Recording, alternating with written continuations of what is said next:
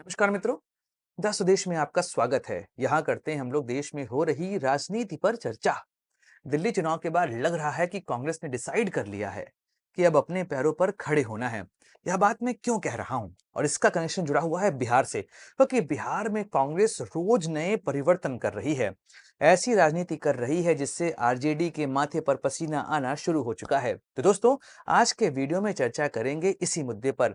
4 खंड में मैंने इस वीडियो को बांटा है। पहले बात करेंगे बिहार में कांग्रेस के नए अध्यक्ष की, फिर समझेंगे बिहार में युवा चेहरों की कहानी, और फिर बात करने वाले हैं जातिगत जनगणना से बिहार की राजनीति में होने वाला परिवर्तन, और लास्ट में बात करेंगे महागठबंधन की। नमस्कार दोस्तों, मैं सुधांशु, आप देख रहे हैं द स्वदेश।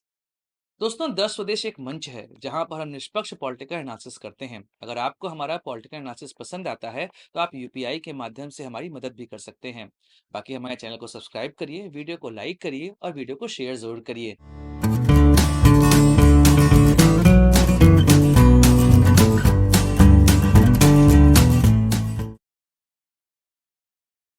ने एक ऐसा परिवर्तन किया जिसके विषय में पिछले कई दिनों से अफवाहें उड़ रही थी।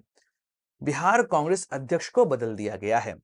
अखिलेश प्रसाद सिंह को हटाकर वहां पर बनाया गया है राजेश कुमार को बिहार का नया अध्यक्ष। कुटुंबा से विधायक हैं, दलित चेहरा है। अब यह सारी बातें किस लिए उठी, इसके लिए हमें समझना पड़ेगा 2024 के लोकसभा चुनाव को। 2024 के लोकसभा चुनाव में कांग्रेस के लिए एक अच्छी खबर थी। वह थी कि उनकी सीटें बढ़कर 99 पहुंच गईं और वह एलओपी की पद तक राहुल गांधी को पहुंचा पाए। लेकिन जो एक सबसे बड़ी चीज इस पूरे चुनाव में कांग्रेस के लिए हुई थी, वह थी दलित वोट बैंक की कांग्रेस की तरफ वापसी। जी हाँ, जो 99 सीटें कांग्रेस को मिली उसमें दलित वोट बैंक का बहुत बड़ा योगदान रहा है। संविधान बचाओ जो यात्रा लेकर राहुल गांधी चल रहे थे और इसी को उन्होंने लोकसभा चुनाव का मुद्दा बनाया था, उसके बाद तो दलित वोट बैंक पूरे तरीके से कांग्रेस की ओर जाता दिखाई दिया।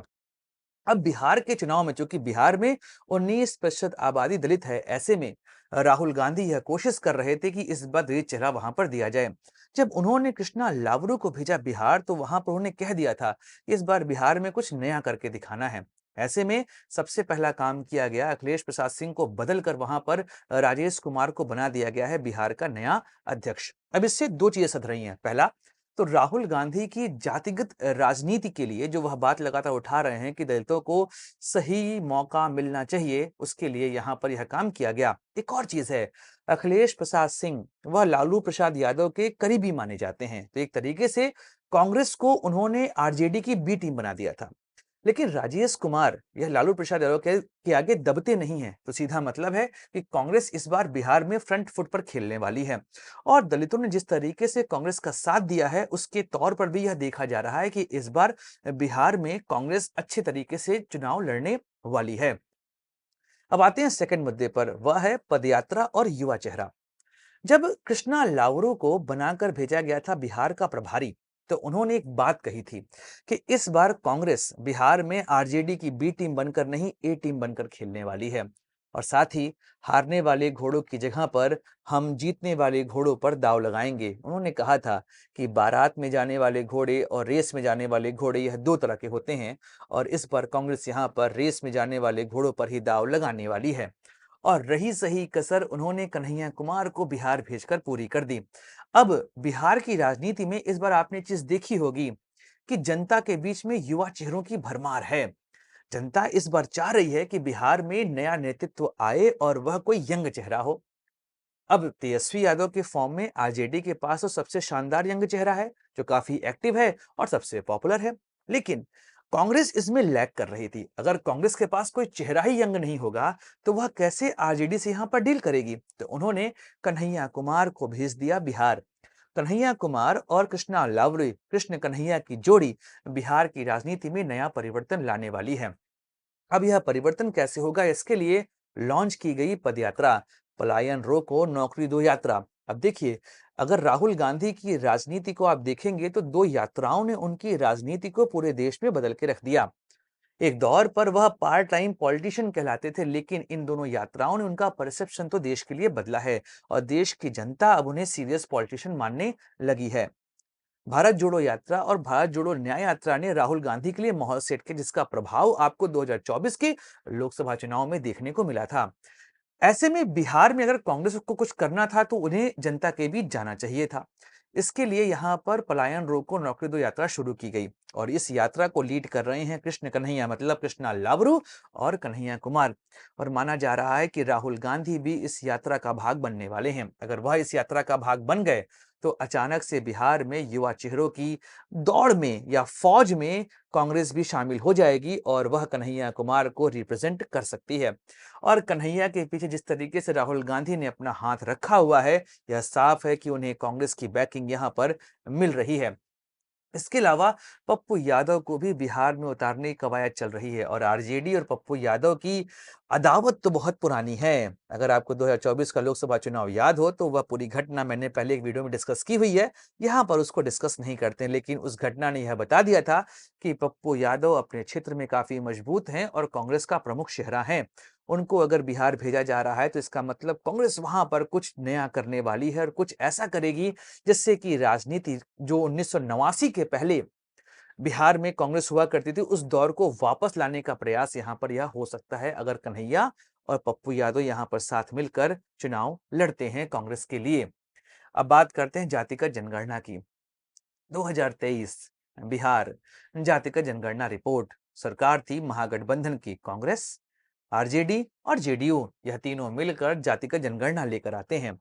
इस जनगणना के बाद अचानक से 2024 में नीतीश कुमार महागठबंधन को छोड़कर चले जाते हैं एनडीए में। लेकिन जातिगत जनगणना तो महागठबंधन के समय हुई थी क्योंकि बीजेपी ने इसके खिलाफ पटना हाईकोर्ट में केस किया था। तो श्रेय किसको मिलना चाहिए? श्रेय लेने की पूरी कवायद चल रही थी कांग्रेस और आरजेडी के बीच में। अब राहुल गांधी लगातार जातिगत जनगणना की बात 2022 से रट रहे हैं। जितना उन्होंने जातिगत जनगणना के विषय में बात कही है उतना किसी और नेता ने नहीं कही। और जब बिहार में जातिगत जनगणना की रिपोर्ट आई उसका पूरा श्रेय लूटने में लग गए तेजस्वी यादव। पहुंचे थे बिहार तो वहां पर उन्होंने संविधान बचाओ रैली और उसी समय बिहार के सबसे बड़े दलित नेता माने जाने वाले जगलाल चौधरी की जयंती के दौरान उन्होंने कहा था कि बिहार में ओबीसी और दलितों को उनका सही सम्मान दिलाना है, ऐसे में जातिगत जनगणना जरूरी है। लेकिन जो जातिगत जनगणना इस सरकार ने करवाई थी वह पूरे तरीके से फर्जी है। अब आप सोचिए, गठबंधन के पार्टनर जिसमें से एक जातिगत जनगणना की रिपोर्ट का पूरा श्रेय लेना चाह रहा है, वहीं पर दूसरा उसको फर्जी बता रहा है। तो यह साफ है कि जातिगत जनगणना को लेकर महागठबंधन के अंदर ही रार मची हुई है। अब अंतिम जो यहाँ पर प्रश्न है वह है महागठबंधन का क्या होगा? राजेश कुमार को बिहार कांग्रेस अध्यक्ष बनाकर राहुल गांधी ने यह साफ कर दिया है कि इस बार वह बैकफुट पर नहीं खेलने वाले। कारण यह है कि 2020 में जब विधानसभा चुनाव के नतीजे आए थे तो वहां पर कांग्रेस को केवल 19 सीटें मिली थी जबकि उन्होंने 70 सीटों पर चुनाव लड़ा था।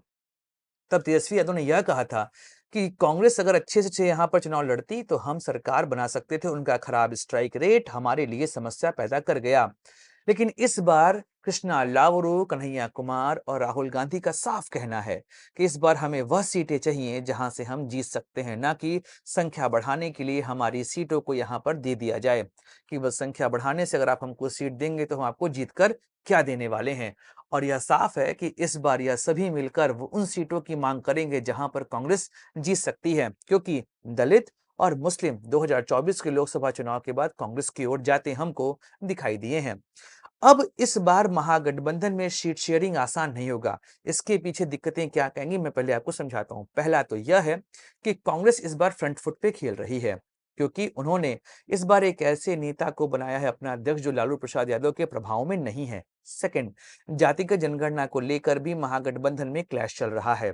तीसरा, युवा चेहरा जो कि सिर्फ आरजेडी की तरफ से तेजस्वी यादव हुआ करते महागठबंधन में, अब कन्हैया कुमार और कृष्णा लावरू भी हो चुके हैं।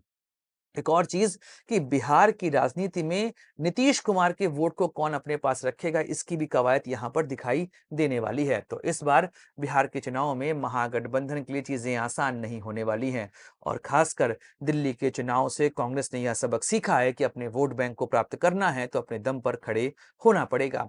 दिल्ली में उन्होंने आम आदमी पार्टी का साथ छोड़ा, तभी वहां पर उन्होंने अपना वोट बैंक थोड़ा बहुत प्राप्त किया है। अगर वह बिहार में भी यही काम कर पाए तो लालू प्रसाद यादव और आरजेडी के लिए समस्याएं पैदा होने वाली हैं। और कब तक वह बिहार में लालू की छत्रछाया में अपनी राजनीति को आगे बढ़ाते रहेंगे, कभी ना कभी तो उनको अपने पैरों पे खड़ा होना ही पड़ेगा। शायद लग रहा है इस बार कांग्रेस और राहुल गांधी की कवायद यही है कि यहाँ पर अपने पैरों पर खड़े हो सकें। तो दोस्तों, वीडियो समाप्त करते हैं। मिलेंगे अगले वीडियो में, चर्चा करेंगे किसी और राजनीतिक मुद्दे की। अपने दोस्त सुधांशु को दीजिए इजाजत। Like share subscribe the channel. जय हिंद, वंदे मातरम। भारत माता की जय।